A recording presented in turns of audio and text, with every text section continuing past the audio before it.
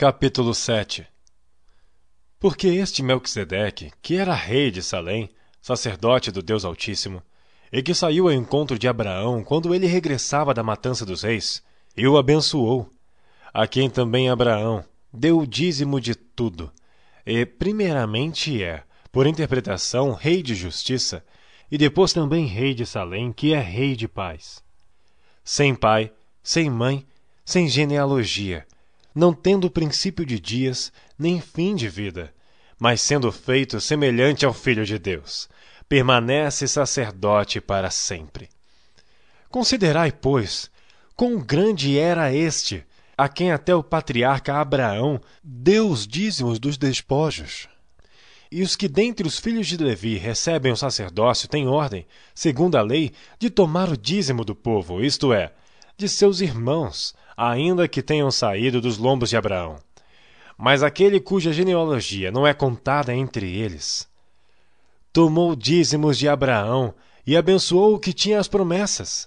Ora, sem contradição alguma, o menor é abençoado pelo maior.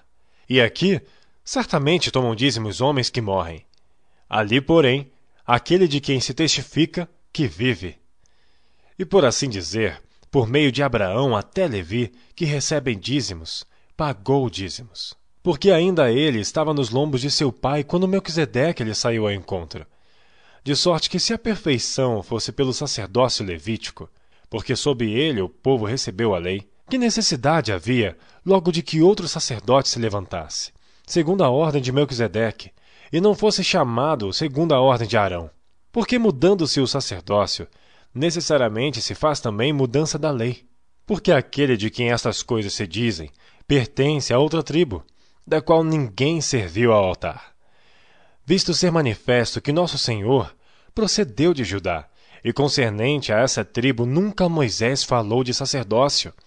E muito mais manifesto é ainda, se a semelhança de Melquisedeque se levantar outro sacerdote, que não foi feito segundo a lei do mandamento carnal, mas segundo a virtude da vida incorruptível.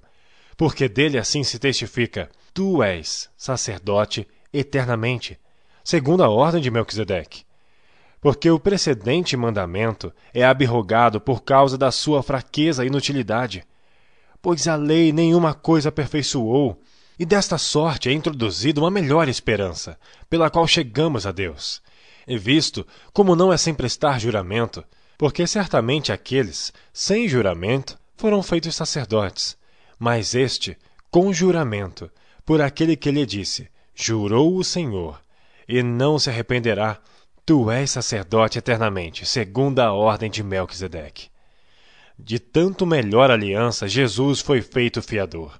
E, na verdade, aqueles foram feitos sacerdotes em grande número, porque pela morte foram impedidos de permanecer. Mas este, porque permanece eternamente, tem um sacerdócio perpétuo.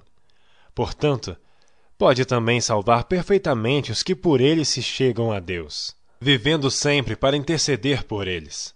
Porque nos convinha tal sumo sacerdote, santo, inocente, imaculado, separado dos pecadores, e feito mais sublime do que os céus, que não necessitasse, como sumos sacerdotes, de oferecer cada dia sacrifícios, primeiramente por seus próprios pecados e depois pelos do povo, porque isto fez ele, uma vez, oferecendo-se a si mesmo.